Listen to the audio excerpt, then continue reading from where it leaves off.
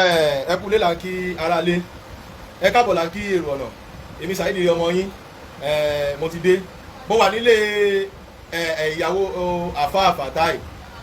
tí ọkọ wọn ṣe olóògbé ní July 1st ní 2021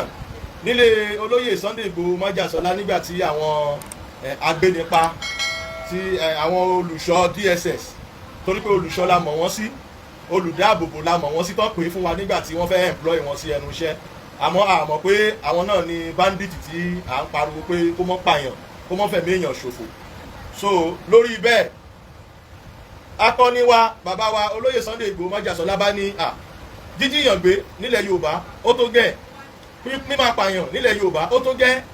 Àmọ́ mo rí pé ìgbà táwa náà wá wò wípé ó dàbí pé Nàìjíríà gọọmenti gangan inú wọn dùn sí bó ṣe ń jíyàn gbé yẹn ní ayé Muhammadu Buhari. It shall never well with him. Gbogbo ṣe ń jẹ́ tọ́lọ́ ibi tí Muhammadu Buhari bá wà lásìkò yìí, Ọlọ́run bá kò ní ṣe ìrọ̀rùn fún wọn, Ọlọ́run bá náà máa fi ìdààmú kàn wọ́n, torí bí wọ́n ṣe pa àwọn òkú méjèèjì Adugan àti Alfa Fatai lálẹ́ ọjọ́ náà lọ́hùn, nígbà tí oníkálùkù múra Lagos State Rally lọ́wọ́. Tẹ́ ẹ bá gbàgbé, ẹ rí i pé alẹ́ náà ọjọ́ náà ṣe ìkọlù fún olóyè Sunday Igboho. Wọ́n wá ṣe ìkọlù náà tán, wọ́n tún gbé òkú yẹn lọ. Don't forget to subscribe, comment, share with your friends to have access to this kind of content that you have here. Don't forget to subscribe. I love and respect you. I'll be right back. Mama, ẹ dìde ẹ kí ayé rí ibi tí mo wà. Ìyàwó Alfa Fatai mo wà pẹ̀lú wọn yìí láti ṣe ìrántí July 1st fún wọn, nítorí pé kì í ṣe ọ̀dọ̀ àwọn nìkan ni màá lọ sí ọ̀dọ̀ ìyàwó bàbá mi Saheed Adugan, màá sì lọ lé fámìlì àwọn bàbá mi Saheed Adugan nígbà tó máa bẹ̀rẹ̀ ìrìn àjò yẹn ní ọ̀la. Àmọ́ ní 29 màá gbé wọn síta, ní 2030 náà màá gbé wọn síta, ṣèbóṣù pé ó pé 30. ọ̀dọ̀ ìyàwó Alfa Fatai mo wà yìí, ẹ bá kí gbogbo lé màmá mi. Ẹ ká san òdòdó lé, mo kí yín o, ẹdún adúpẹ́ pẹ̀lú tẹ́ ṣe fún wa. Ọlọ́run ọba tí ń bá ń sẹ̀ ìdálẹ́sàn, Ọlọ́run ọba àṣà yín lẹ́sàn ọ̀, torí pé kò dùn mọ́ wa, àkàgbà kọ́lọ́ àgbàká mú mi. Bẹ́ẹ̀ni, kò sí ẹni tó dùn mọ́, kò sẹ́ni tó dùn mọ́ màmá. Àmọ́ ẹni tí nǹkan bá ṣe ló mọ nǹkan tó ń ṣe òun. Nígbà tí mo mọ̀ pé nígbà tí ẹ gbọ́ pé ọkọ yín ṣe olóògbé, ẹ wò pé yóò dàbí àlá ni, nítorí pé ẹni wọ́n múra iléyá lọ́wọ́ nígbà yẹn ni wọ́n tẹ̀ ti sọ bí wọ́n ṣe máa ṣètò, wọ́n tẹ̀ ti sọ bí àwọn ti máa rán ọmọ wọn lọ sí ilé ìwé. Àmọ́ bá a ṣe rí la ṣe rí, ẹ mọ́ bínú, iná ṣé láìsí kékeré kan wà bí ta lè tàn, ṣé iná tún wà bí ta lè tàn mélèé, ẹ tàn tí iná bá wà ta lè tàn mọ́ ilé ìkójú yín lè ṣó dáadáa káwọn èèyàn lè mọ̀ pé ó ti jó ó dáa. Ilé ìyàwó Alfa Fatai ni mo wà. Màmá, ẹ wá mọ̀ nǹkan tí mo ṣe wá. Mo wá láti ṣe ìrántí ọkọ yín, and láti jẹ́ kí gbogbo ayé ṣe ìrántí ọkọ yín pé àwa ò gbàgbé yín nílẹ̀ Yorùbá, gẹ́gẹ́ bí èmi ọmọ yín Saheed ṣe máa ń ṣe ní ọdọọdún. Mo bẹ̀rẹ̀ ní last year, ẹ rí i pé a fa àpò ráìsì wá ní ọdún tó lọ. Àmọ́ lọ́dún yìí àti ẹ̀fà kankan wá, àmọ́ a fẹ́ ṣe é lójú táyé ni pé ojúkòrò kì í pa ojúkòrò jẹ. Ìyàwó Alfa Fatai ni ẹ̀ ń wò yìí, alájà ẹlẹ́hàá, àwọn ọ̀dọ́ wọn ni mo wà. Àmọ́ màmá ṣe account number ìgbà yẹn náà ní ṣẹ́ẹ̀ṣì lákàn number. Ìdí tí mo ṣe wá ní pé mo fẹ́ kí ayé rántí yín, kí ayé ràn yín lọ́wọ́, kí ayé support yín, kọ́ndẹ̀ bá yín káfí eré ṣe ìrántí ọjọ́ tí Alfa Fatai dolóògbé. Ṣé ǹjẹ́ wọ́n ti ẹ̀ gbókùú wálé dè ní? Àtọkù àtara àti ẹ̀wárí kankan, ìjọba Nàìjíríà tọ̀ ó dọwọ́ yín o. Ní sọ pé bẹ́ẹ̀ ṣe ṣe dáa, àdé ní sọ pé bẹ́ẹ̀ ṣe ṣe ò dáa. Màmá, direct account number yín ni màá lò kí ayé lè mọ bá mi ṣe ìwọ̀nba ìrànlọ́wọ́ tí ayé bá fẹ́ ṣe. Eléyìí kì í ṣe pé bóyá ó ti yé gbogbo wa náà nílẹ̀ Yorùbá pé a gbọ́dọ̀ máa ṣèrántí wọn, nítorí pé bí wọ́n ṣe ń jẹ, bí wọ́n ṣe ń mu, bí wọ́n ṣe ń ṣe gbogbo ẹ̀ kò ṣàn sẹ́nì kankan wa. Àmọ́ nípasẹ̀ bàbá ṣe ń wá bíbá yìí lọ́dọọdún, á máa jẹ́ kí a mọ àyè tí wọ́n wà. Kẹ́ bá dẹ̀ yẹ ká gbàgbé pé Alfa Fatai àti Adugan, Ọlọ́run ṣe wọ́n ní ẹni tó máa kú fún ilẹ̀ Yorùbá ni, wọ́n kú fún gbogbo ọmọ Yorùbá ni. Àmọ́ k'Ọlọ́run fi ilẹ̀ kó fi dẹ̀ wọ́n, àmọ́ bóyá wọ́n ti sin wọ́n, àmọ́ bóyá nù gbóná jù wọ́n sí, àmọ́ bóyá custody DSS náà wà, àwa ọmọ ibi tó wà, àmọ́ Ọlọ́run mọ ibi tó wà. Ọlọ́run tó wá mọ ibi tó wà yẹn tọ̀ yóò ṣèdájọ́ láàrin Nàìjíríà gọọmenti àti àwa ọmọ Yorùbá lápapọ̀. Torí pé nǹkan tó ṣẹlẹ̀ yẹn kò sí ìdílé ẹni tó máa ṣẹlẹ̀ sí tó wá máa rẹ́rìn, kò sí ìdílé ẹni tó máa ṣẹlẹ̀ sí tá sọ pé Ọlọ́run ṣeun. Wọ́n ní fèé kan náà gúnra ẹ̀ wò. Muhammadu Buhari lọ́mọ tiẹ̀, ó níyàwó tiẹ̀, ó ń gbégbé sí ayé ìrọ̀rùn. Wọ́n wá ń jí àwa gbé nílẹ̀ Yorùbá tá sọ pé a fẹ́ pọ̀, tó sọ pé rárá bẹ́ẹ̀ kọ́. Màmá, torí àwọn tí kò rí àyè àti àwọn tó tún ṣì máa join mi, ẹbí ṣe ẹ bá mi táìpù account number yẹn kí kọ́kọ́ pin ẹ̀ sí abẹ́ igi ní iná. Báǹkì wo lẹ́ ń lò? First Bank. Ẹ máa bá mi pe account number yẹn mà. 31 95 26 60 33. First Bank àbí kí lórúkọ? Molly Cat Fatai direct number àwọn gangan ni mo máa lò gbogbo ẹnikẹ́ni tó bá fẹ́ support ẹ wá wo account number tí mo ń fi kalẹ̀ yìí direct account number àwọn ni àmọ́ tó bá jẹ́ pé àpapọ̀ lẹ fẹ́ ṣe ibi àwọn mẹ́rin ní ń dá lóhùn tó bá jẹ́ pé àpapọ̀ ni ẹ kàn sí mi ní WhatsApp ni o ní dààmú o àmọ́ títí wọn gangan nílé ẹni tí mo wà lọ́wọ́ Mulikat Fatai àbí First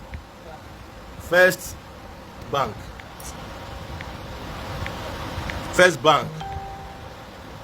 ó dà bẹ́ẹ̀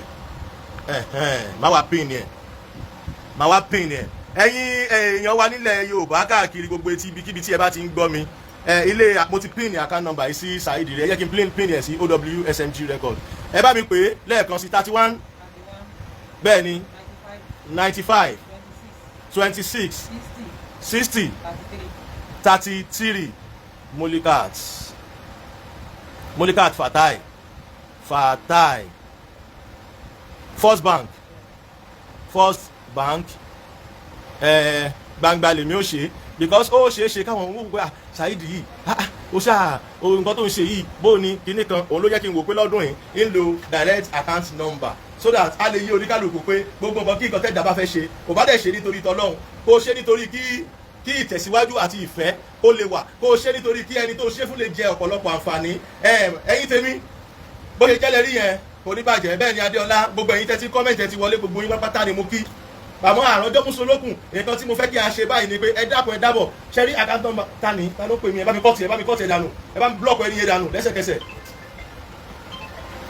ẹ mọ́ pè mí mi ò wá mọ́ ẹ kọ́kọ́ blọ́ọ̀kù wọn báyìí náà mi ì fẹ́ kí ẹnì kankan ó pè mí lásìkò tí mo wà mi ò fẹ́ kọ́ọ̀lù anybody kọjá kí n sáré ṣe léyìí náà mo ti jí látàárọ̀ ẹ tí ì pè mí kẹ́nì kankan mọ́ pè mí jàre tó olùdènà lẹ́gbọ́n yìí ni ó ṣe wá jẹ́ pásìkò yìí ló wá ń pè mí ebi ó ṣépè fún yín o wàá ṣépè fún wọn màmá ìjókòó ó yá ẹ gbé sí sẹ́ńtà ẹ bá mi gbójú rẹ ẹ bá mi gbé wálẹ̀ sílẹ̀ ẹ bá mi gbé wá sílẹ̀ kò jù bẹ́ẹ̀ lọ tọ́ ọ̀dọ̀ ìyàwó Fatai ni mo wà ẹ̀yin èèyàn mi ẹ̀yin olólùfẹ́ mi ẹ̀yin bàbá mi ẹ̀yin màmá mi nílé ẹ̀yin tí kò ní dààmú ẹ̀ níríkù ọkọ ẹ̀ níríkù ògbólé yóò ní kú màmá mi ǹjẹ́ ẹ ti ṣàlàyé fún wa bóyá bí ẹ̀kan sí méjì àwọn challenges tí ẹ face láti ìgbà tí ọkọ yín kò ti sí mọ́.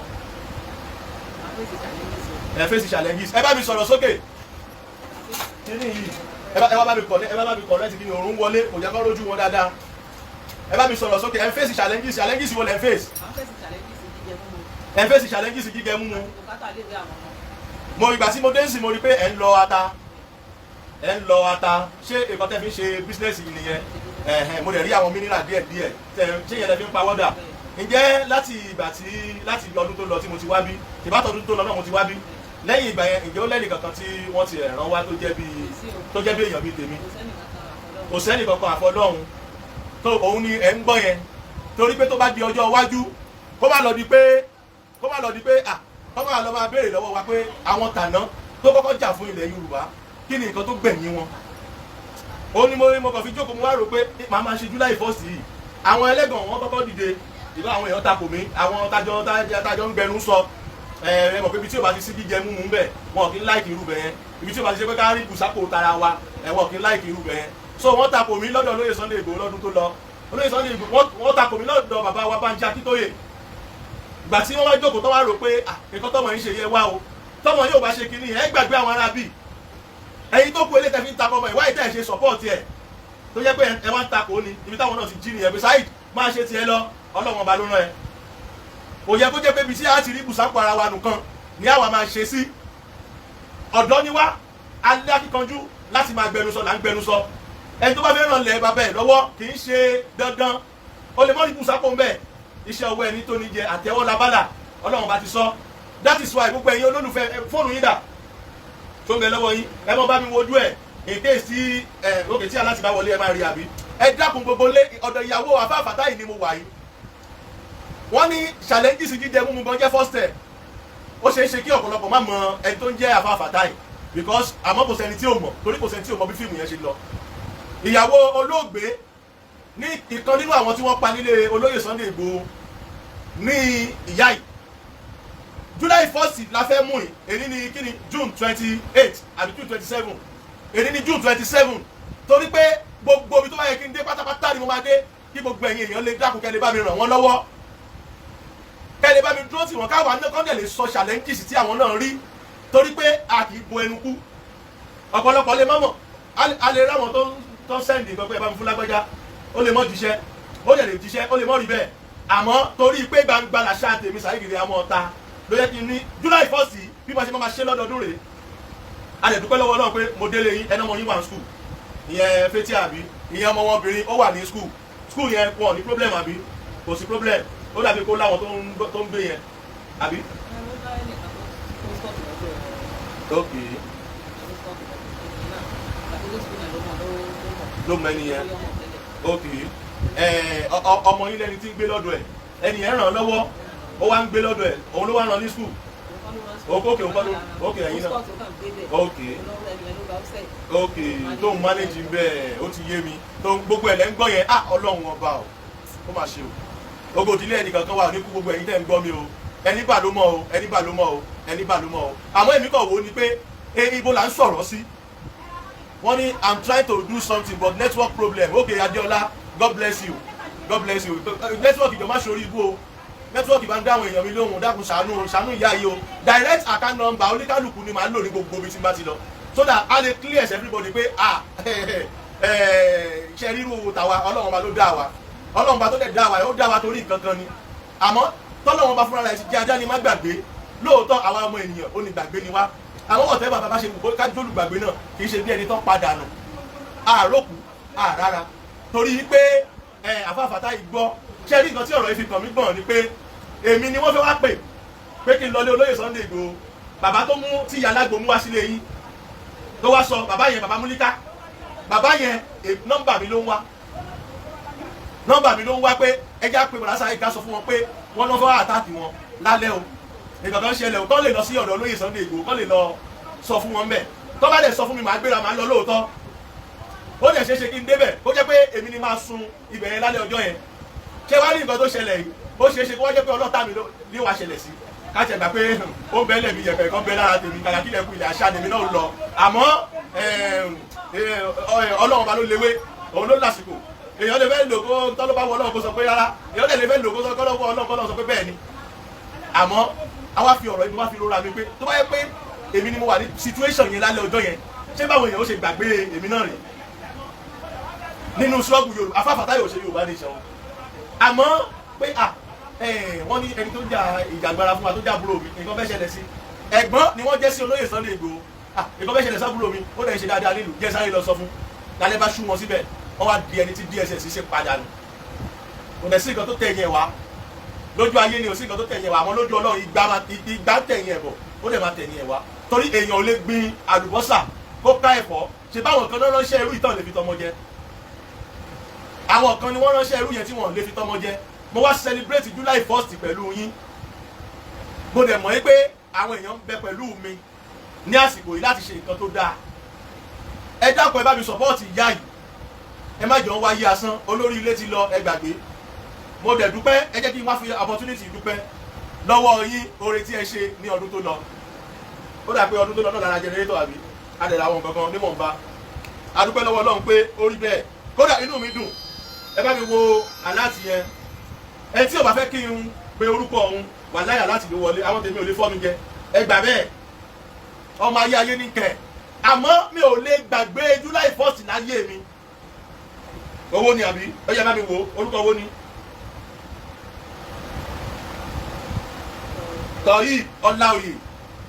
Saheed Ọláoyè sórí ọwọ́ tó fi ṣe transfer yẹn ó ní fi dààmú lé ayé ó ṣe 1000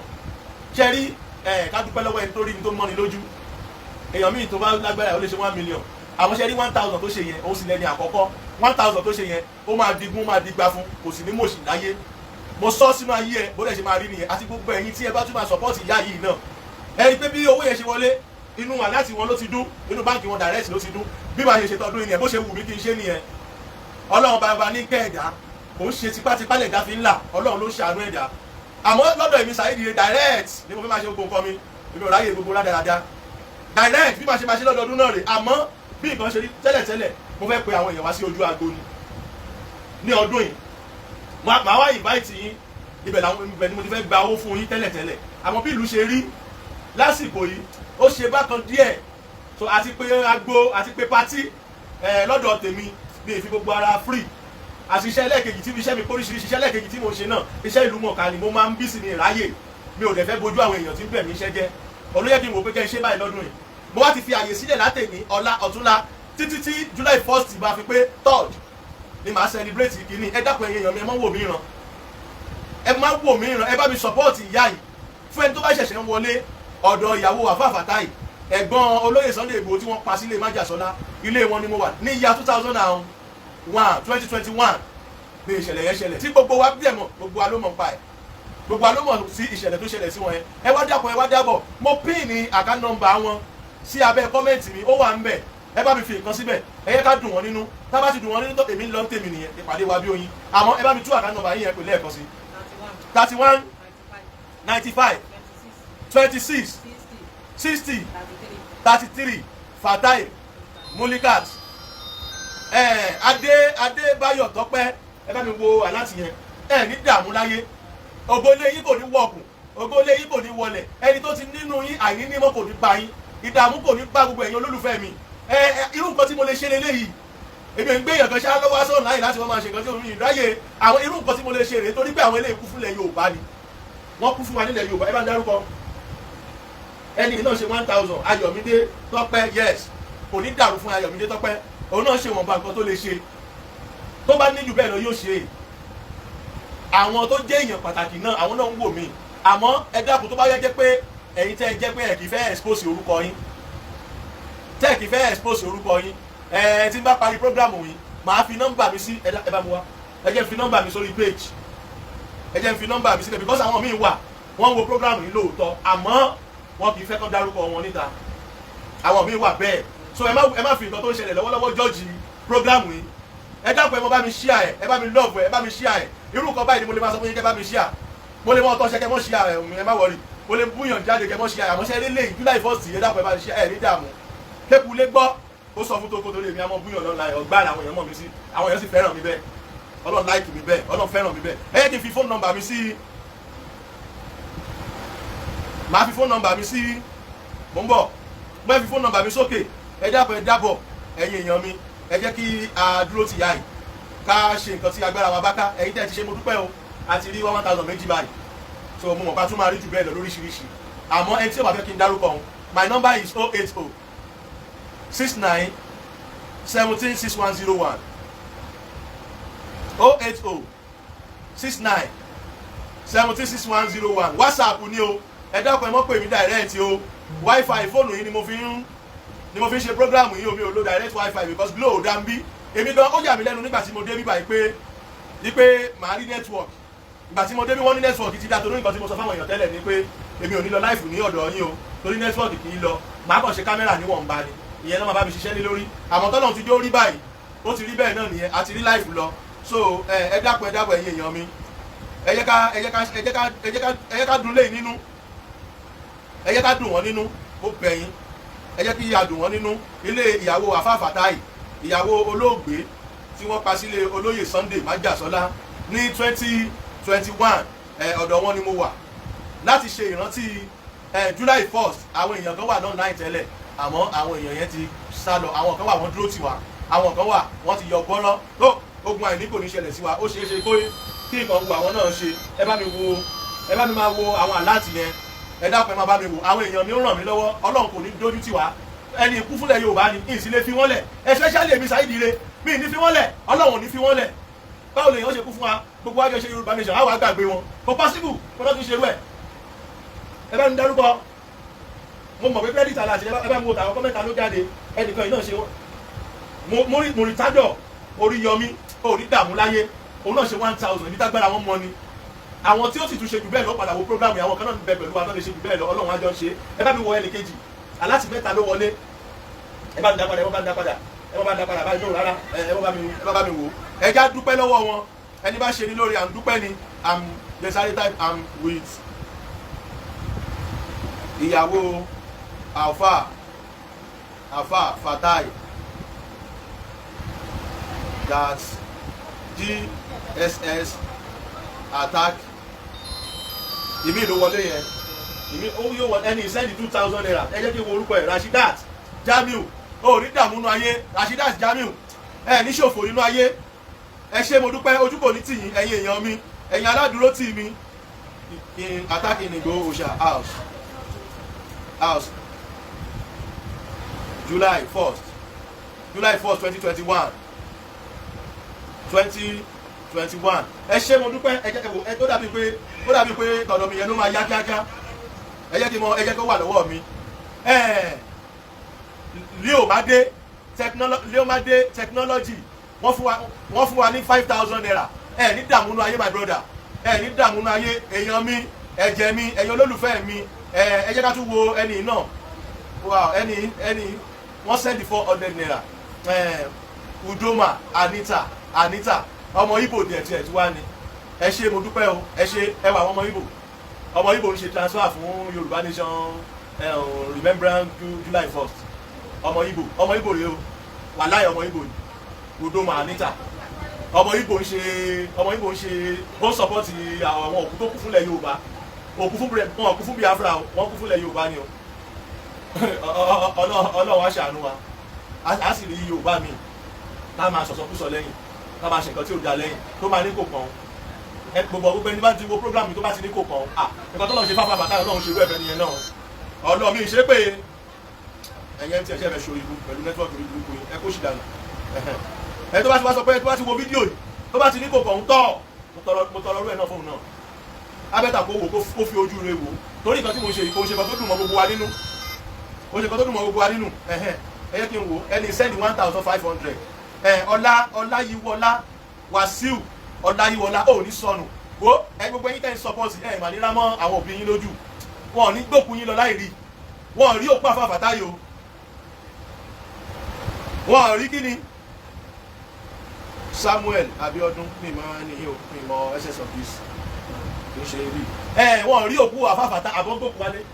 ìjọba ò fún wa ní òkú àfa Fatai àti òkú àdùgán ìjọba Nàìjíríà ó lágbára o ẹ̀jẹ̀ wo tẹ́ni ẹni fún wa ní 1000 Abídèmí Abdul wow Abídèmí Abdul ẹ ṣé mo dúpẹ́ lẹ́ẹ̀kan sí ojú kò ní tìyìn lágbára Elédùmarè account number yẹn wà sálẹ̀ ẹ bá mi pé account number yẹn lẹ́ẹ̀kan sí torí àwọn tó ṣẹ̀ṣẹ̀ ń join wa ẹdún náà ilé àfa Fatai ni mo wà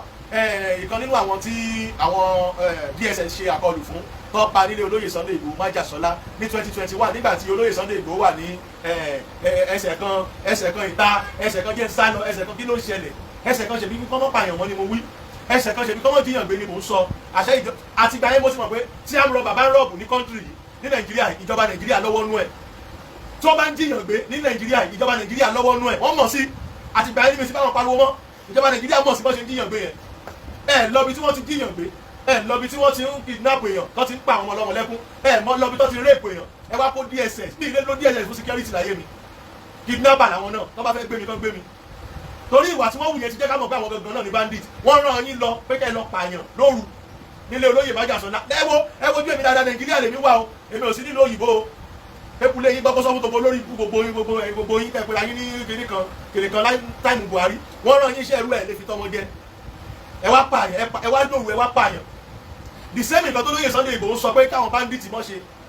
Fúlàní generation ẹ wá ń dìyàn gbé ẹ ń pààyàn ẹnìkan wá dìde pé ìyá tó ẹ wá ní ẹ̀fẹ́ rú ẹ àbí kẹ bá pẹ́ ẹni tán kí ló dé ṣé ìjọba kidnapping ìjọba la wà ni ṣé ìjọba kidnapping la wà ẹnìkan náà sẹ́ndì owó ẹ̀dá pẹ̀jẹ̀ pé Alábí Tolúlọpẹ́ Alábí Tolúlọpẹ́ ò ní dààmú ayé ó fún wa ní 2000 naira àwọn ọlọ́wọ́ ibi tágbára wọn gbé mọ́ ni mo dẹ̀ really appreciate ẹ̀ mo appreciate yín o ẹ ṣé mo dúpẹ́ o kò sí nǹkan tó kéré ń bí o ọmọ Igbo Anita ló sẹ́ndì o ló support wọn yìí o ẹ jẹ́ tún wo ẹni yìí mo mọ̀ pé dídùn lọ́sàn ó so ẹni yìí kò aláàtì yìí kò gbé orúkọ wá aláàtì yìí kò gbé orúkọ wá ẹni yóò fẹ́ kán dárúkọ òun ni ẹ ṣé mo dúpẹ́ wọn fún wa ní 1000 naira ẹ jẹ́ kí n tún pe ẹni yìí náà ẹni fún wa ní 5000 naira George Olúwadámilọ́lá God bless you my sister be my brother and anyhow you be God bless you again ẹ̀yin aládùúrótì ẹ wá wò àwọn tó wá jẹ́ àwọn tí agbára tí wọ́n ẹ jẹ́ kí n sọ pé àwọn tó ń lówó tó pọ̀ ẹ wá wo bó ṣe kára mọ́ prógrámù yìí àwọn ọmọ ọlọ́mọ bó ṣe wà yẹn tó bá ní jù bẹ́ẹ̀ lọ àwọn tó ń ṣe 1,000 tó bá ní jù bẹ́ẹ̀ lọ wọ́n ṣe lè tó jù bẹ́ẹ̀ lọ kẹwàá rí ọmọ aláàánú tọ́lọ́run ṣe yín aláàánú tọ́lọ́run ṣe yín ẹ̀yin náà ẹ̀ ní pàdé alátakò níbi tẹ́ ẹ ti máa lórí ìgbà lágbára ìgbìmọ̀ rẹ̀ torí inú mi dùn gan kódà kíyàn ṣe 1 naira kí n rí aláti 1 naira máa announce ẹ̀ torí ipò tí yá yìí wà ipò kò lọ́kọ kò ní kankan ọlọ́run ọba ló ń ṣàánú wọn àmọ́ àwa tí ọkọ wọn kú fún à lè fi wọ́n lẹ̀ ẹ máa retí mi ní 29 nílé ìyá tó bí Mr. Saheed Adugan lẹ́yìn ìgbà yẹn ni màá ṣẹ̀ṣẹ̀ wá lọ sí ilé ìyàwó brother Saheed Adugan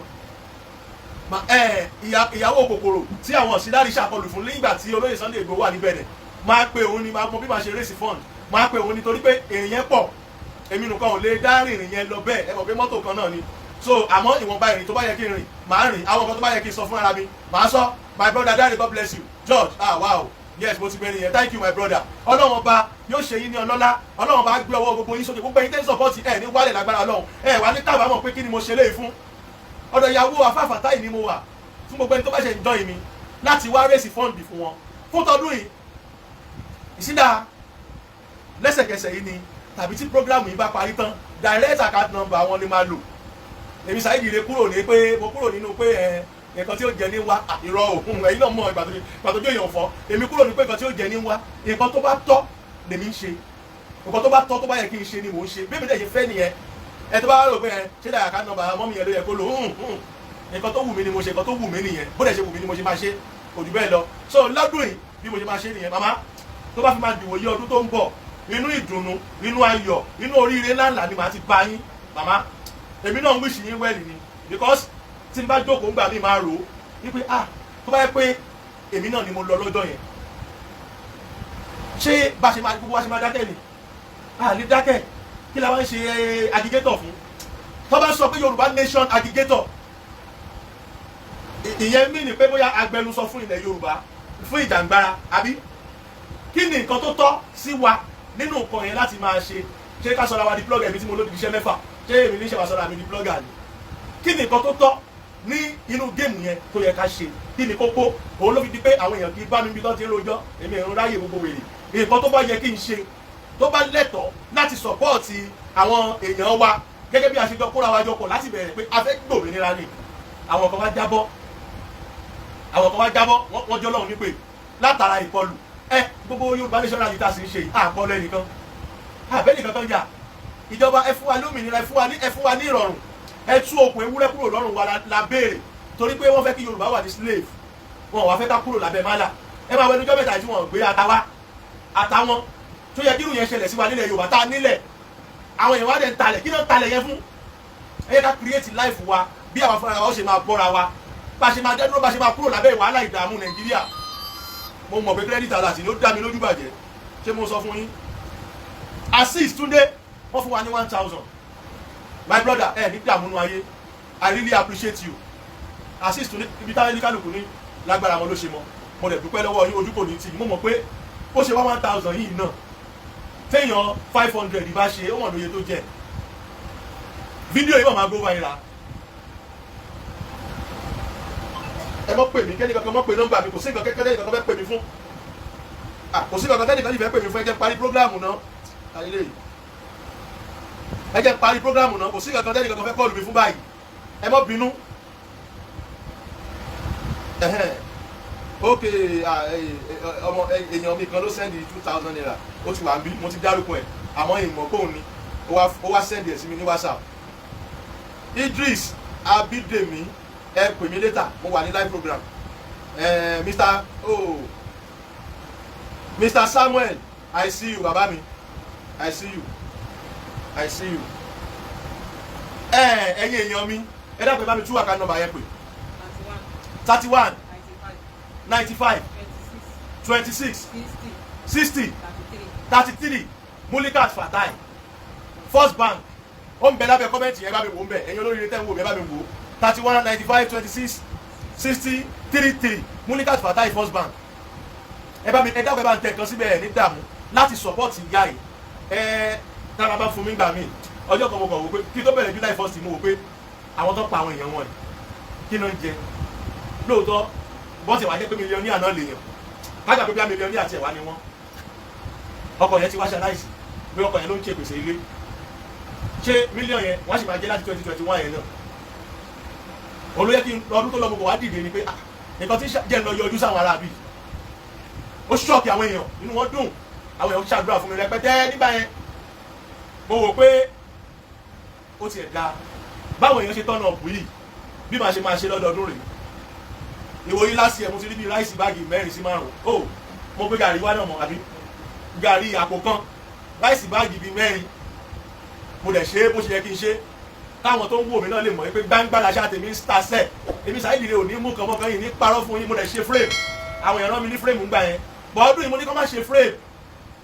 mo lásìkò yìí ó wà gbé frame lọ ká irú olóyè Sunday Igboho lọ gbé frame kàmọ́lé kò ń ṣe irú ìyá yìí tí wọ́n fẹ́ máa jẹ frame ni èèyàn sọ pé òun ní challenges oúnjẹ jíjẹ nínú ilé dandan láti ṣàánú wọn torí pé wọ́n ní check the account Yínká but okay ẹ á wọlé ẹ wò tó bá ti wọlé wà láì má dárúkọ yín 5k àbí mo ti dárúkọ yín tẹ́lẹ̀ ni torí mo ti dárúkọ 5,000 kan tẹ́lẹ̀ o ta ló ń pè mí iṣẹ́ jẹ́ blọ́ọ̀kù lórí burúkú yìí ó dàbí pé lórí burúkú lélẹ̀ kókó tí mi yẹ fẹ́ máa fi nọ́mbà mi sílẹ̀ nìyẹn ẹranko wà nù àwọn èèyàn ẹranko lẹ́lòmíì torí pé mo ti ní kó máa kọ́ọ̀lù mi kó máa disturb program yẹn ẹlòmíì wà á mọ̀ ṣerú nǹkan bẹ́ẹ̀ ẹ tó bá dẹ̀ dọ̀rọ̀ ẹ̀ tó bá dà mí láàmú pẹ̀lú program tí mo ṣe ọlọ́run bá ó dà láàmú tó ní yóò fi parí ni so kì í ṣe pé ayẹlẹ́ tí mo ṣe ẹ̀ka rán ọmọ ni o because tí máa ń pọ̀yàn lé ọ̀tọ̀ mo wá gba donation fún ìyá yìí ni mo wá dúró tì wọ́n ni mo wá ṣèrántí wọn ni torí position tí wọ́n wà ó yé wa dáadáa inú ilé tẹ́ ẹ dákun ilé mọ́ ṣó inú ilé inú ilé tá a jókòó sí ẹ mọ̀ pé wọ́n need the support wọ́n ṣe kà fún wa náà ọkọ̀ wọn ràn wá lọ́wọ́ ni náà pé wọ́n gbọ́ pé nǹkan fẹ́ ṣẹlẹ̀ sí ọlọ́ta olóyè Sunday Igboho wọ́n dẹ̀ dìde wọ́n dẹ̀ lọ sọ fún májà sọ́dá ìwà láì ibẹ̀ ní ikú káwọn mọ́ ọkọ̀ ìyá tẹ̀ ń wò yìí ibẹ̀ ní àwọn náà ń pè ní àfa Fatai mo ti post ẹ̀ níjẹta ẹ lọ sí ìsàlẹ̀ kẹ́ lọ wo Agboola Samson Adé wọ́n fún wa ní 1,000 naira God bless you God bless you God bless you ẹlòmíì náà 5,000 naira Adéyínká God bless you mo really appreciate yín gan o ojú kò ní tì yín o ibi tẹ́ ẹ ti mú kò ní gbẹ o òkun kò gbẹ́rí ọ̀sà kò gbẹ́rí ọlọ́run kò ní dà yín láàmú ẹ̀yin tèmi ẹ mọ́ jẹun nígbà tí ń bá bọ́ṣọ tí bá bẹ̀rẹ̀ sí ń dúró tì yín ẹ jẹ́ ká ṣe nǹkan tó bá yẹ ká ṣe ẹ̀tọ́ wa ní ẹ̀tọ́ gbogbo wa ní ọlọ́run kò ní pa ẹ̀yin náà lọ́jọ́ àìpé mo lè ní kí ya ìdìde kí n bọ́ṣọ ti live program kí bẹ̀rẹ̀ sí ní gbà ọ bá bẹ̀rẹ̀ sí ní dárúkọ yín o mo mọ̀ ẹ̀yin tẹ́ lè ṣe jù bẹ́ẹ̀ lọ o mo mọ̀ ẹ̀yin tọ́nà ń kẹ́ o tájọ wà ń bí o ẹ mọ́ wò ya ìríran ọlọ́wọ́ ní wò yín ran asán o mo wá láti gba support fún wọn ni o ìsídà nínú programu yìí ni tàbí lẹ́yìn ẹ̀ account number yẹn máa wà ń bẹ̀ kò ní remove only account number tí mo pin sí abẹ́ bí fáwọn nìkan nítorí tàwọn nìkan tí n bá tún gbé programu ẹlòmíì wá màá tún lo account number tiẹ̀ náà direct ni no time please account number you are too much brother okay thank you account number yẹn bá mi pè lẹ́ẹ̀kan sí 31 95 26 60 33 Mulikat Fatai First Bank bó ṣe jẹ́ nìyẹn bàbá mi kò ní bàjẹ́ Prince mo kí yín ṣé èèyàn béèrè wọn ni mà nǹkan tó bá fẹ́ ra kó cancel ẹ̀ báyìí kò sọ̀rọ̀ bẹ́ẹ̀ kó padà wá anybody tó bá fẹ́ ra anything báyìí kó padà wá ná eléyìí tí mo wá yìí ó eléyìí tó ibi tó wà yìí ṣe kókó gan ẹ dákun ẹ bá ń tọ́jú nọ́mbà yẹn pé jáde 95 31 ẹ ní sùúrù ẹ má yẹ ká dà pọ̀ mọ́ra wọn because àwọn èèyàn wà kó wà sí ẹgbẹ́ ọ́fíìsì náà wà lọ́wọ́ àwọn èèyàn míì wà jẹ́ pé tó bá gbọ́ program mi lẹ́sẹ̀kẹsẹ̀ náà máa wá kílíkì láti wò ẹlòmíì ò ráyè kò látara ìfẹ́ tán ní sí Ọlọ́run ní ẹlòmíì fi ń wo program mo dẹ̀ dúpẹ́ lọ́wọ́ wọn ibi tó ti rówó ra káàdì set àwọn bọ́ní data làwa náà monetize page mi ara oko lèmi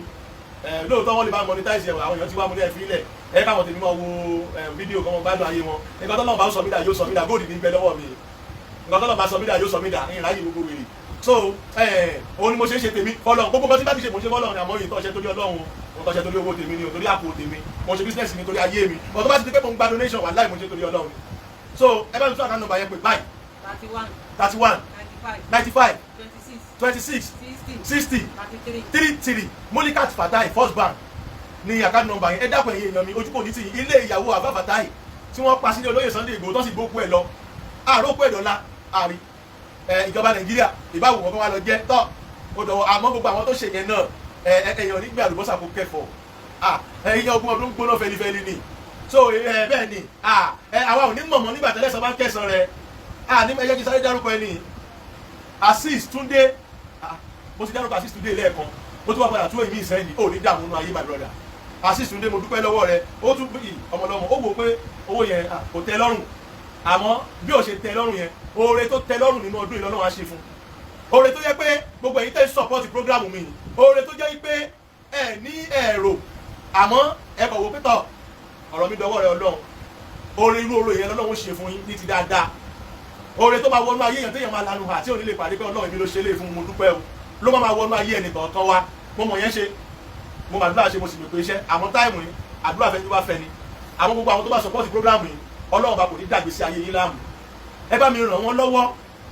àtàwọn tá a ṣe Yorùbá nation àtàwọn tá a ṣe Yorùbá nation Yorùbá kan náà jọ ń gbogbo wa o Yorùbá kan náà jọ ń gbogbo wa o ẹ wá wò ó pé ìyá wa ni Májàsọ́lá jẹ kí n gbowó fún Májàsọ́lá o mi ì gbowó fún Ìgbòho o Ìgbòho ní problem o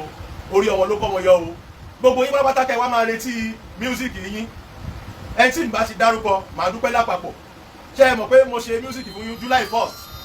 lọ́dún tó lọ màá tún ṣe lọ́dún yìí ẹ wá send receipt sí mi ní WhatsApp nọ́mbà mi ló ń bẹ lókè yẹn 08069766101 ẹ wá send receipt sí mi kí n fi morúkọ yín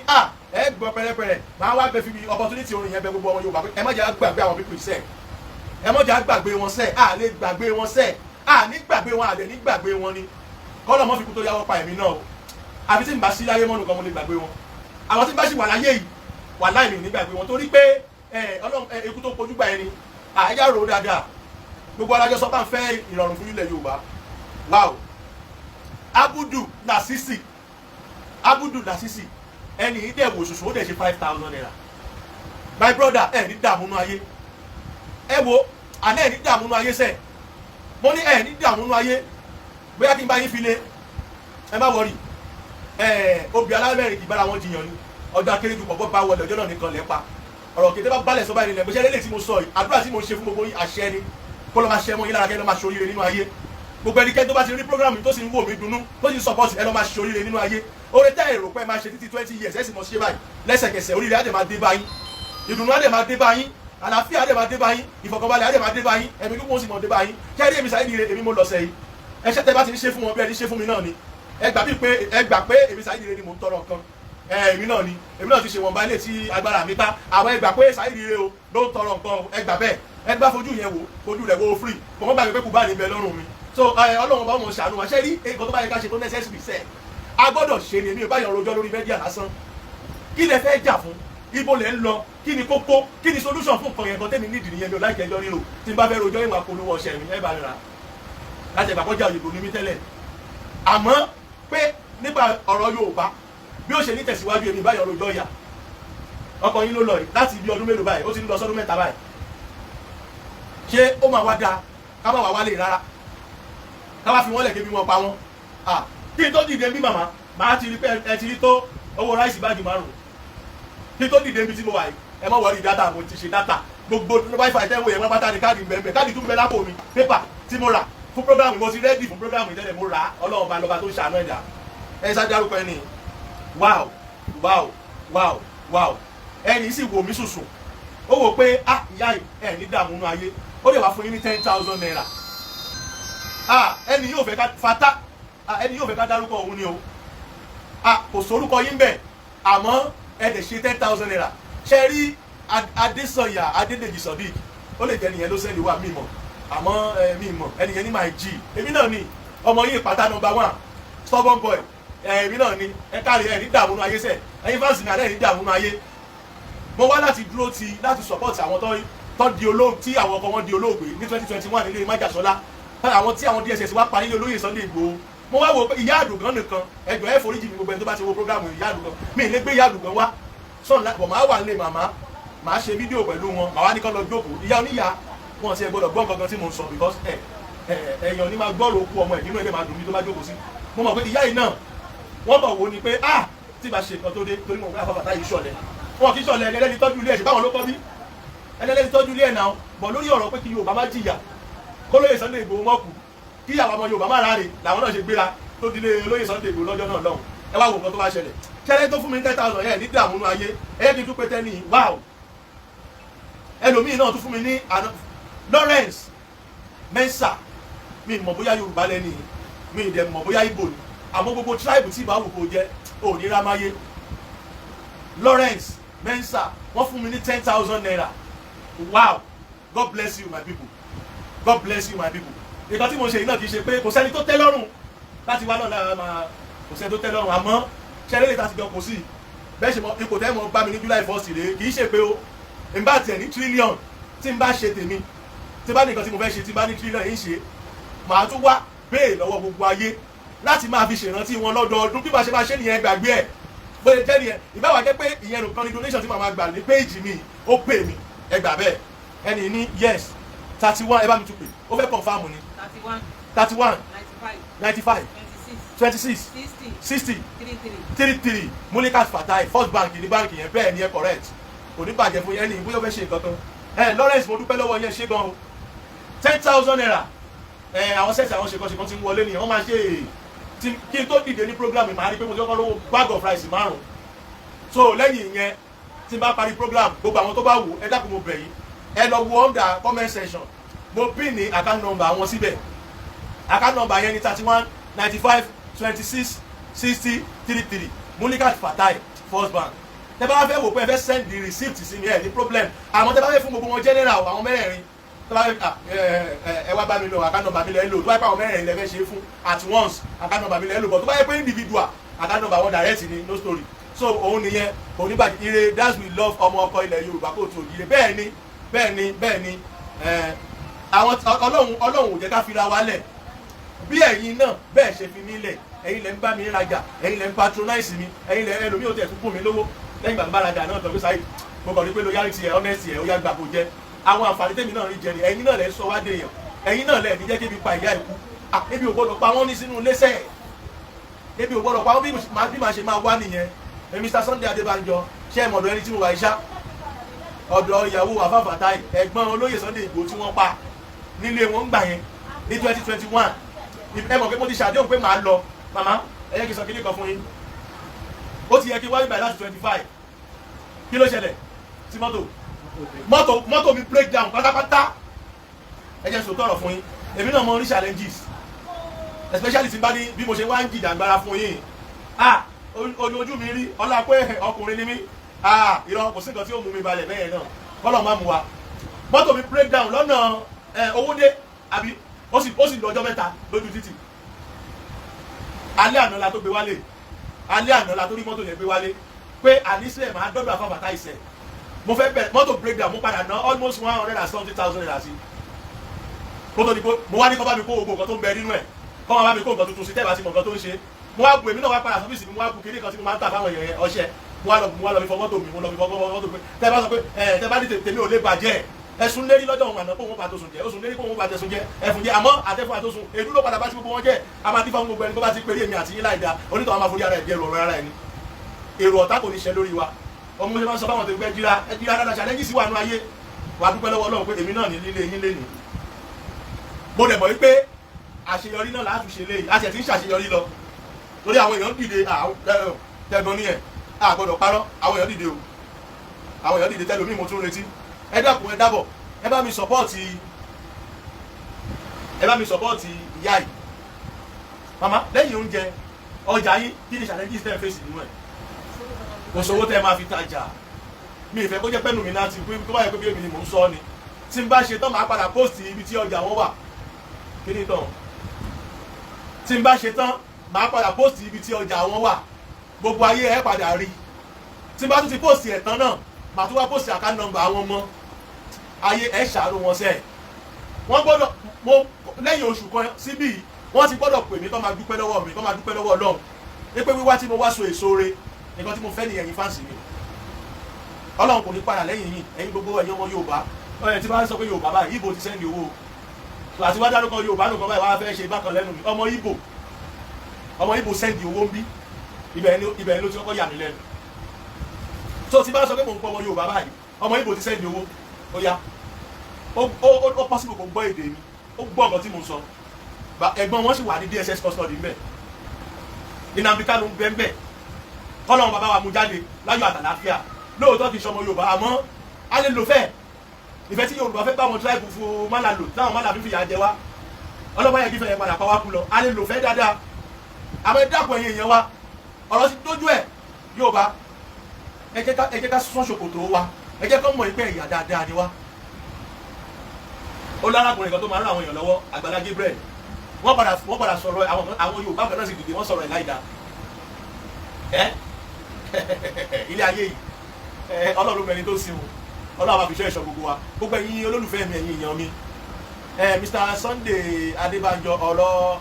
àràbùkọ́ tiẹ̀ ní nǹkan tó bá mi lénìí ọ̀rọ̀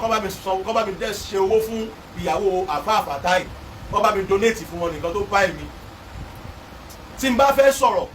láti defend ilẹ̀ Yorùbá ọ̀tọ̀ nìyẹn máa sọ ẹ̀yin náà mọ̀ àmọ́ àwọn tó bá fẹ́ ṣe ẹ̀sìn àràbù ẹ jẹ́ kó máa ṣe lọ oníkálukú ló mọ nǹkan tó gbé gbogbo wa náà kàn ń pera wa ní Yorùbá ni ọ̀pọ̀lọpọ̀ wà tó ń pera wọn Yorùbá lẹ́nu tó yẹ kó wọ́n kàn ṣàn wá láti ibì kan ni wọn kì í ṣe Yorùbá àwọn kan wà tó yẹ pé wọ́n bí wọn Ọlọ́run ibi ìbàdàn Ọlọ́run dá wọn sí kọ́lọ́run dá èèyàn síbì kan ó yàtọ̀ sí pé kéèyàn rìn wá láti ibì kan wọ́n máa kílèmù bẹ̀ ó yàtọ̀ pátápátá níbi ìrìn àjò ìlú ìtẹ̀síwájú ìlú lẹ́sìn máa mọ ọmọ ọkọ àtọmọ àlè ẹ máa mọ̀ ṣáà ni tó ló máa yàtọ̀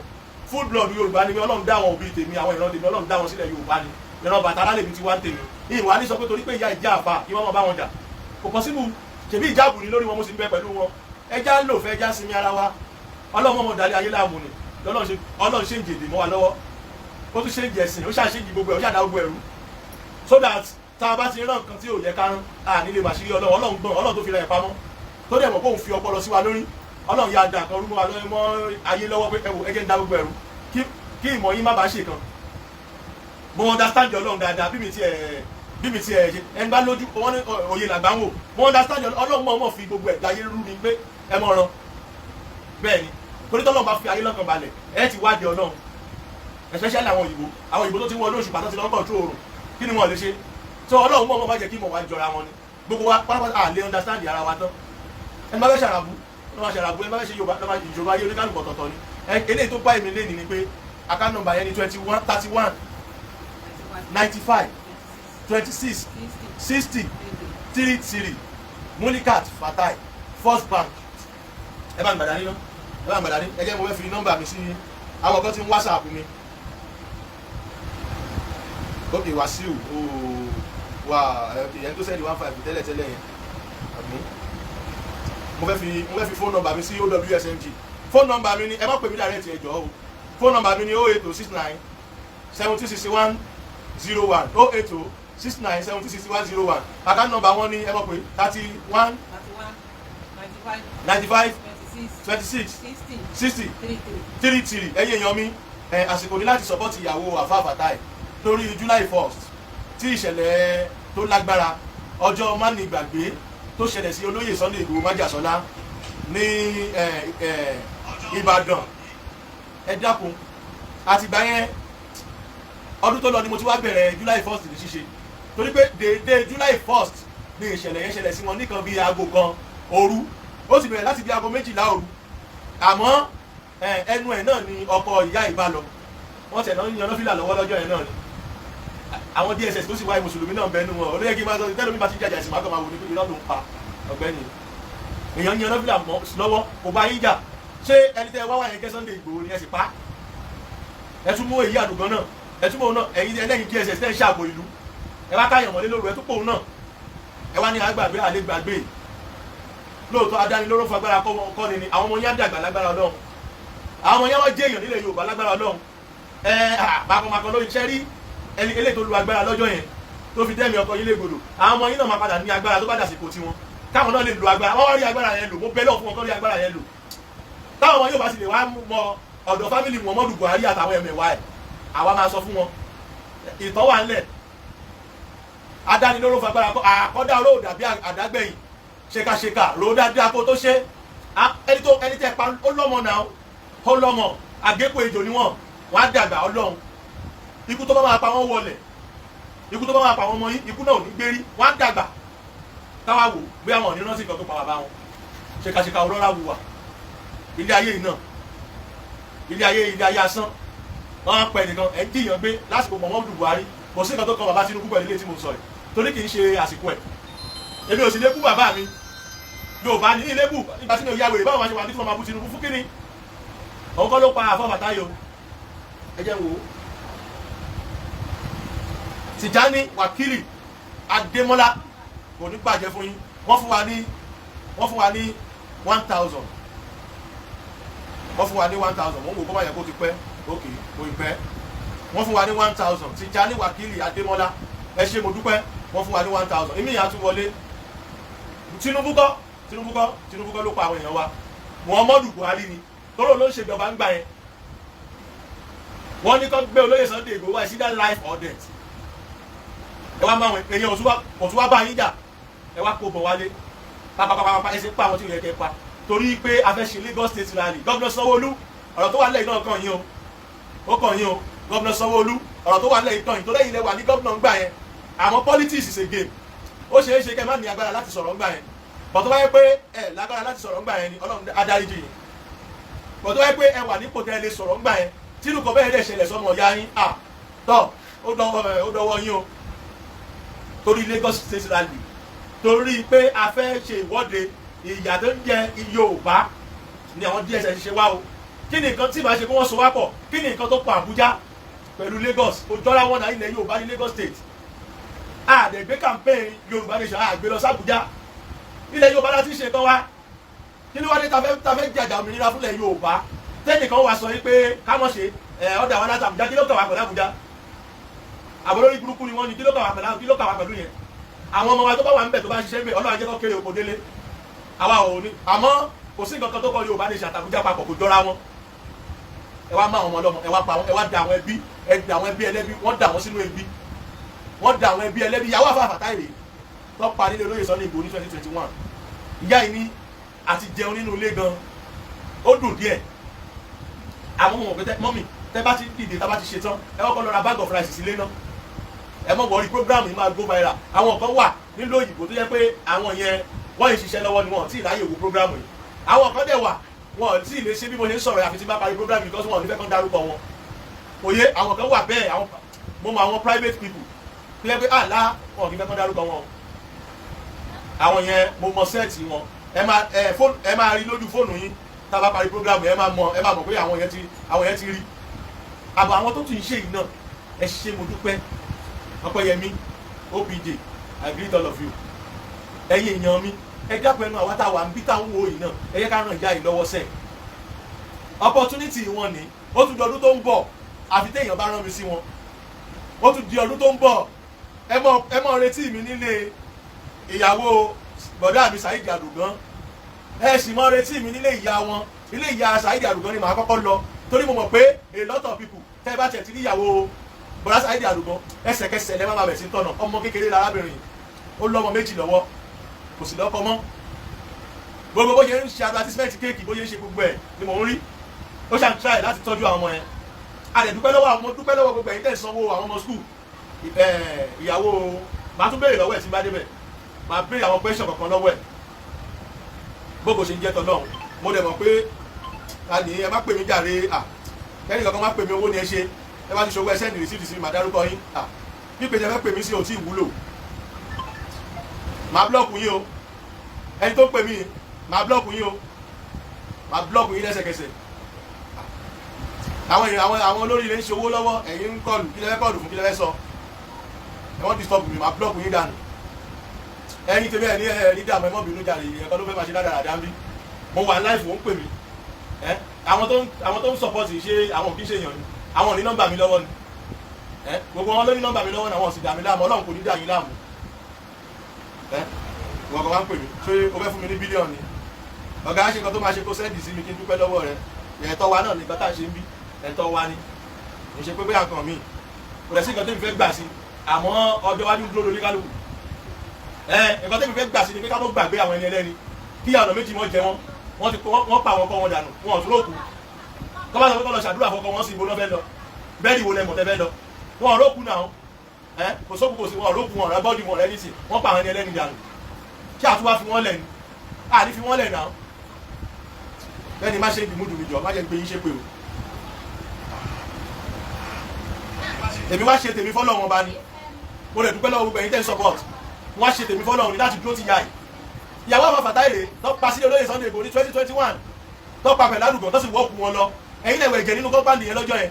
ìyẹn bá ń pa ká nọ́mbà yín káwọn olóríire support mi jàre àwọn olóríire yàtọ̀ sáwọn kọ́là lè rojọ́ dọ́là wọn wúlò fún kankan 31 95 26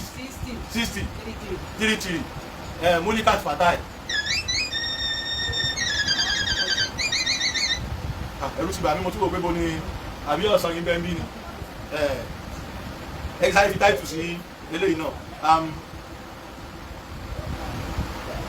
with Alfa Fatai wife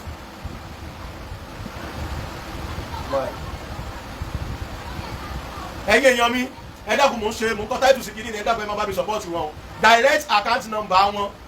direct account number wọn ló wà lábẹ́ pin nìyẹn tọ́ba ti ṣe láti ṣe nǹkan kan síbẹ̀ báyìí wò fóònù wọn rèé òun náà fi ń gba alert fóònù wọn tó fi ń gbà láti ní ó wà nítorí kí lè tètè máa bá wọn rí orúkọ yẹn pè láti máa dúpẹ́ ló yẹ kí n gba fóònù yẹn sọ́wọ́ direct account number wọn ni ẹ bá mi ṣe nǹkan kan síbẹ̀ bá mi support ìyá yìí ẹ mọ̀ yẹ kébi pa wọn kú sínú ilé ẹ mọ̀ yẹ kébi pa ẹni kú sínú ilé ọmọ rẹ̀ ń bẹ ní yunifásitì ká ló pè mí ọmọ wọn ń bẹ ní yunifásitì ìkejì náà ara jẹnẹrétọ̀ fún ní last year ara jẹnẹrétọ̀ fún kejì ní last year kó bá mi ṣe battery charger àbí battery charger lọmọ yín ìyá mi kan ló dìde ló fún wa ní 200,000 plus ẹnìkan ṣoṣo ó ní kí n lọ ra jẹnẹrétọ̀ fún mo lè gbéra mo lọ ra tọ receipt yẹn rẹ o mo lè fi lé lọ́wọ́ mi mọ̀ ká ọkọ tó wọ́n kọ́ ṣe bí a kì í ṣe bí wọ́n ṣe mi ìrántí mo ti gbàgbé rice bẹ́ẹ̀ ni so àwọn ṣàwọn kankan táìmù mo lè dúpẹ́ mọ́mí yẹn ò fẹ́ kí wọ́n dárúkọ wọn fẹ́ ká máa dárúkọ wọn ìyá dáadáa ni wọ́n abiyamọ ni wọ́n onídàrúfẹ́ yẹn mi onídàrúfẹ́ yẹn lólùfẹ́ mi ní fi ya ilẹ̀ náà kò pọ́síbù ẹnjìnìá Yẹmí mo kì í sà kò pọ́síbù ní fi wọ́n lẹ̀ wọ́n ti fi yàn lẹ̀ bẹ́ẹ̀ yẹn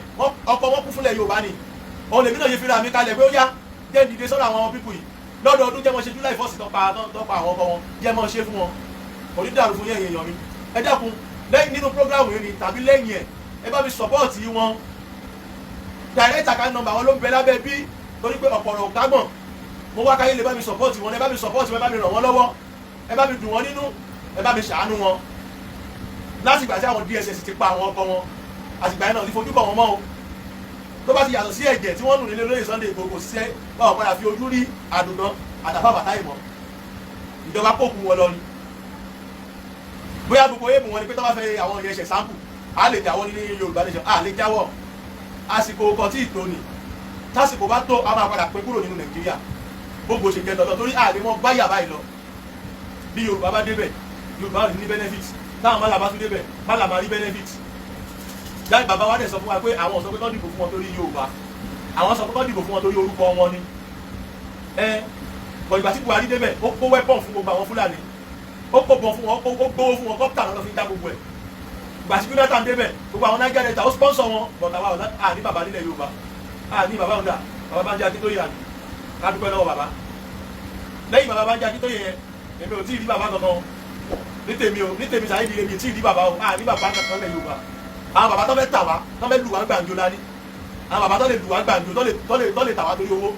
àwọn táwa ní nìyẹn bíkọ́sì ṣe sí wọn báwa ṣe rí nìyẹn ó yẹ kí ilẹ̀ Yorùbá ti change láti bàtí jáde wá ti wọlé bàbá wa ni wọ́n mèlé fún wọn ó yẹ kí ilẹ̀ Yorùbá ti change láti bàtí ti wọlé ẹgbẹ́ mòwe kọjá mòwe wọ́n ṣe títì kan wọ́n pàkejì tì látọjọ́ yìí ẹ lọ káàkiri àìmọye àwọn ọ̀nà tí ò dáa bẹ́ẹ̀ ṣe ti àwọn èèyàn níná bẹ́ẹ̀ ni dọ́là rẹ́sì lójoojúmọ́ torí pé gbogbo wa lọ lórí ìbò torí pé ẹ̀fẹ̀ ká bọ́ nínú ìṣáwá ní bàbá bẹ́ẹ̀ náà ní bàbá náà kò tọ̀rọ̀ ní ká má sọ ó jábọ́ lẹ́nu mi ni ò ẹ má bínú ní bàbá ṣá ní bàbá ni àwọn bàbá tó yẹ pé ẹ bọ́ gbọ́dọ̀ bílíọ̀nù sí wọn ò gbé 90 something billion naira fún wa nílẹ̀ Yorùbá láti sponsor resources wa wọ́n gbé 90 something billion naira láti kó bá wọn Saudi Arabia lórí Mẹ́kà ẹ jẹ́ ká ṣí ọpọlọ wa náà ṣé kan ṣe wá ni ní bàbá nílẹ̀ Yorùbá náà ẹnìkan ṣoṣo tá a ní náà nìyẹn bàbá Bánjí Akíntóyè àti olóyè Sunday Igboho àwọn yẹn náà wò pé ẹ̀yọ́ ọmọ Yorùbá ìyá lélẹ́yìí ẹ má kú sínú ìyá yìí àwọn fi wọ́n ṣe dé àgbé wọn ṣe yẹ̀yẹ́ bẹ́ẹ̀ làwọn ọmọ Yorùbá torí ìjẹkújẹ wọ́n bẹ̀ sí kú mánu yẹn gbà ẹ̀ ta ló wá ń jìyà ẹ̀ báyìí ṣẹ́ni tó wà ń jáàmù tó jókòó tiẹ̀ jẹ́jẹ́ tí ó ló wá ń jìyà ẹ̀ ni ebi ò lè ní jìyà ẹ̀ bí mi ìrówó máa pàdùn jọnu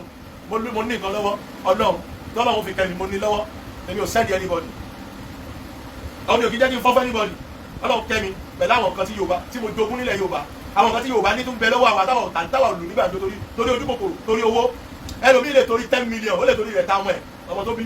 níbi tójú kòkòrò jára bá ẹlòmíì lè pẹ̀mí dúpẹ́ lọ́wọ́ Ọlọ́run lẹ́ni mo dẹ̀ sì dúpẹ́ lọ́wọ́ Ọlọ́run lọ́la Ọlọ́run fún wálẹ̀ pẹ̀lú nǹkan ta ní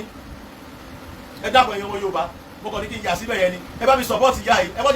yẹ kọ́kọ́ wọn kú gbé ẹ má yẹ kọ́ mà lápé wọn lọ́kọ mọ́ ìyá wa náà lọ́kọ wọn jẹ lọ sọ́run ìyá wa ni ẹ bá mi tọ́ àkànnà nọ́mbà yẹn pé àwọn tó bá yẹ̀ṣẹ̀ wọlé kọ́ lè support 31 95 26 60 33 ẹ̀yẹ́ yìí balabalẹ̀ pé màá wò lójú screen ẹ̀ má wọrí 31 ṣe ti type ẹ̀ 95 ṣe ti bá mi type ẹ̀ 26 60 33 First Bank Molikat Fatai ẹ bá mi support ìyàwó àfa Fatai ẹ má jẹ́ kọ́kọ́ wọn kú gbé ẹ̀yin ọmọ Yorùbá ẹ pọ̀ tẹ́ ń wò mí mo mọ iye ibi tí fídíò yóò rìn dé ẹ wọ́n jẹ́ kójú tì wọ́n ẹ bá mi support wọn direct account number wọn nìyẹn ẹ jọ mo bẹ̀yìn ojú òní tì yín ẹ dẹ̀ màá tún wá bẹ̀yìn tẹ́ bá ń wò mí ẹ bá mi save account number ẹ bójú oṣooṣù bójú ọ̀sọ̀ọ̀sẹ̀ ẹ má bá mi fún wọn ní nǹkan ẹ má jà gbàgbé wọn bójú ọ̀sọ̀ọ̀sẹ̀ bójú oṣooṣù ẹ bá mi fún wọn ní nǹkan tó wà lè pẹ́ ẹ bẹ́ ṣe general ni ẹ pè mí ẹ wá lọ account number mi tó wà lè pẹ́ fún àwọn mẹ́rin ní nǹkan papọ̀ account number phone number mi ni 08069706101 0806970 6101 only WhatsApp mi rò pé mo fi nọ́mbà sí Saheed yẹn gan kò mọ́ mi lára láti máa fi nọ́mbà mi lẹ̀ ọ̀nà kódà kí n mọ tajà ó pè mí kẹ́ni yẹn lọ kílíkì nọ́mbà mi àwọn tó lọ́pọ̀ lọ tó ní sense wọ́n ti mọ mi tó ti lọ máa ń kílíkì nọ́mbà lára WhatsApp kò ní bàjẹ́ bàbá mi Adé Tèmi ìyá mi ẹ dákun ẹ bá mi support ìyá yìí ẹ ní sọnù ẹ̀yin náà ò ní rámáyé.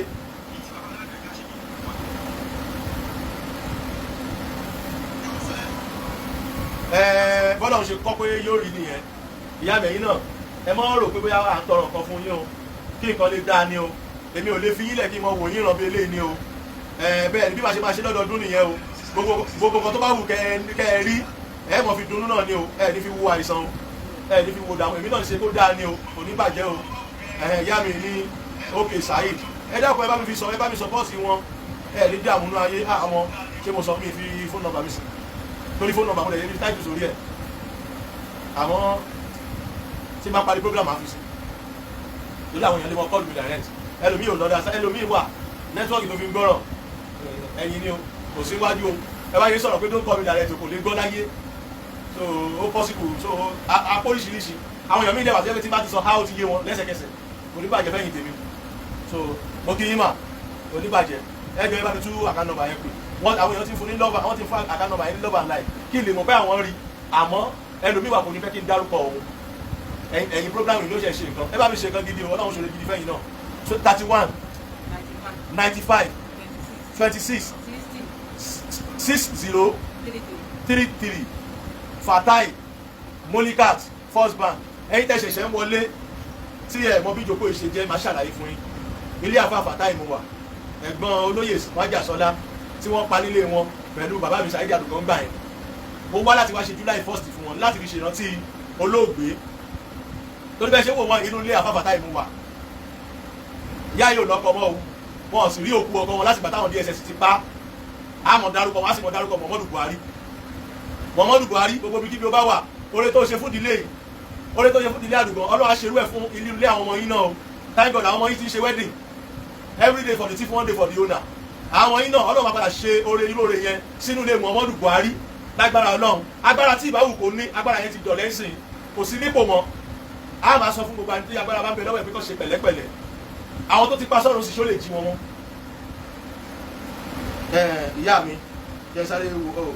ẹ dákun àbí ní yóò dùn ẹ̀yin èèyàn mi ṣe ń wò mí ràn ni ẹ mọ́ ń wò mí ojú kò ní tì yín ẹ jẹ́ ó dùn wá direct account number wọn rèé 3195 26 60 33 Molikat Fatai ìyá ṣe rí ó ti yé mi àmọ́ kí program yìí má bàa ẹgbà kí program yìí má bàa gbogbo ẹ̀yin tí ẹ máa ṣe ẹ̀yin tẹ́ ti ṣe mo dúpẹ́ lọ́wọ́ yẹn ṣe gan mo rò pé wíwá bí mi ó so èso díẹ̀ tí n bá tún lọ náà á tún ṣe èso díẹ̀ lágbára Ọlọ́run because fídíò yìí kò tí ì go viral lọ́bì kankan mo wò ó sì bóyá bí èèyàn 3000 ló tẹ̀ sí ń wò bọ̀ mo mọ̀ pé lẹ́yìn ìgbà tí bá máa sọwọ́ fídíò yìí lẹ̀ àwọn èèyàn ẹgbẹ́ yìí tẹ́ bá ti ń bá mi wẹ̀ bá mi share ẹ̀ dáadáa kẹ́ ẹ lè bá mi sọ̀pọ́ọ̀tì wọn ẹ wá máa retí mi ní Òṣogbo nílé fámìlì brother Saheed Adogan so lágbára Ọlọ́run á tún pàdé mbẹ̀ àmọ́ mi ní ṣe yẹn lọ́la ó di ọ̀túnla á pàdé bó ṣe ń jẹ́ tọ́lọ́ ẹ má bá mi gbáradì bó ṣe ń jẹ́ tọ́lọ́ mọ̀ pé àánú á sọ̀kalẹ̀ fún wa a ní rí ìdààmú lágbára ìbímọ rẹ̀ gbogbo ẹ̀yin tẹ́ ti ṣe oore fún ìyá ẹ̀ ẹ ṣe oore fúnra yín náà ni ẹ dẹ̀ ṣe oore fún gbogbo ilẹ̀ Yorùbá ni ẹ ṣe mo dúpẹ́ ojú kò ní tì yín o gbogbo ẹ̀yin tẹ́ tún máa padà ṣe oore yẹn lẹ́yìn ìgbà tí n bá fi program yìí sílẹ̀ ẹ dákun direct account number wọn ni mo lò síbẹ̀ ẹ bá mi ṣe oore fún wọn ẹ ní wáyé asán ìyá mi ẹ ní kábàámọ̀ pé mo wá bí èmi ò mọ̀ torí mo ti sọ bí tí mo ń lọ fún gbogbo ayé pé màá wá sí Ìbàfò láti wá support yín fún July 1st láti ṣèrántí ọjọ́ tí wọ́n pa ọkọ yín fún yín a lè dúpẹ́ lọ́wọ́ Ọlọ́run pé Ọlọ́run jó ṣe ṣe lóòótọ́ èmi náà fèsì challenges díẹ̀ bọ̀ ibi wọn kì í ti di ara wọn mi bí mọ́tò náà máa ń lò lórí gbogbo ara mi ó ti pa lọ́ọ̀dì ti wà ń bẹ̀ kò ṣe rọ́ọ̀lù báyẹn bọ̀ mọ́tò wọ́n bá tẹ̀sí kọlu mọ́tò èmi náà màá tún wẹ̀ òun náà a dúpẹ́ lọ́wọ́ Ọlọ́run pé mo wá bí lẹ́nu pé mo ti ẹ̀ sọ mo dẹ̀ wá mo mọ̀ pé challenges ló máa jẹ́ fáwọn tó sọ pé irọ́ ni kò ní lọ mo ti wá báyìí Ọlọ́run dẹ̀ ti jó sèso re so kò jù bẹ́ẹ̀ ẹ bá mi pe account number yín yẹn lẹ́ẹ̀kan sí 31 95 26 60